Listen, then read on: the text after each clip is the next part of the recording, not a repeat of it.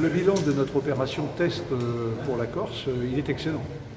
Il est excellent puisque nous avons constaté que pratiquement tout le monde a fait le test avant de partir. Nous avons contrôlé 58 000 passagers, ce qui est énorme, et on a constaté que environ 1,5% seulement des personnes n'étaient pas en mesure de présenter à l'arrivée le justificatif de test.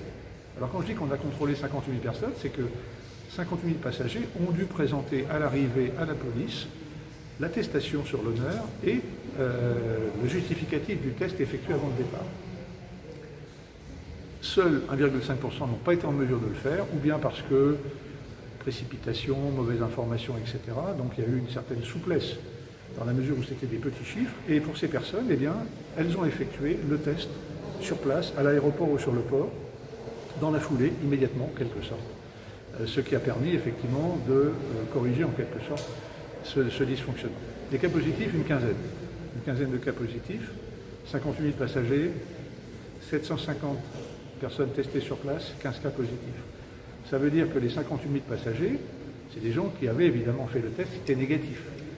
Ce qu'on ne saura pas, c'est combien de personnes, avant de partir, qui avaient prévu de venir, ont fait un test qui s'est révélé positif et donc n'ont pas pris l'avion, n'ont pas pris le bateau. Donc on a eu certainement pas mal de monde comme ça qui ont dû différer effectivement leur déplacement parce qu'ils ont découvert finalement leur positivité. Ces mesures vont durer jusqu'à quand, enfin, ces tests obligatoires? Jusqu'à la fin de cette semaine, c'est-à-dire qu'en fait c'est pour purger en quelque sorte un petit peu les effets des libations et autres, je dirais lâcher prise qui auraient pu se produire lors des rassemblements, notamment sur le continent. Le virus circule très fort sur le continent, dans certains endroits, certaines villes. Donc il faut vraiment être très très prudent. On peut, je dirais, à son insu, finalement avoir été sans avoir eu le sentiment d'avoir effectivement renoncé à appliquer les gestes barrières.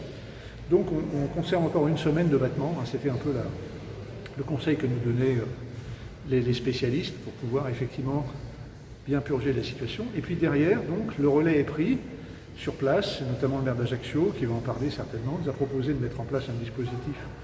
Et l'ARS a envisagé ça également avec l'hôpital à Bastia, pour pouvoir permettre à nos concitoyens d'accéder plus facilement au test, très rapidement après ces vacances du jour de Noël.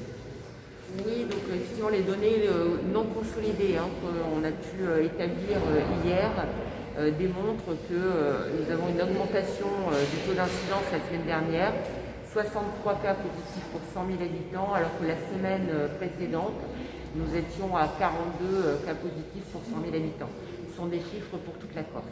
Donc en fait, on va démarrer cette semaine, on va tester les deux flux logistiques différents. Donc un premier flux qui va avoir un congélateur hospitalier, en l'occurrence celui du CH de Bastia, alimenté dès mercredi. Et puis jeudi, nous testons l'autre flux logistique qui vise à alimenter directement les EHPAD des doses nécessaires par rapport aux personnes identifiées comme ayant accepté la vaccination. Donc c'est vrai que pour nous c'est important de pouvoir tester ces deux flux compte tenu du caractère insulaire et des exigences, notamment par rapport au vaccin Pfizer. C'est important que nous puissions identifier les difficultés éventuelles d'acheminement des vaccins et surtout que nous commencions la campagne de vaccination auprès des plus de 75 ans en institution et auprès des professionnels de santé de plus de 50 ans ou présentant des comorbidités.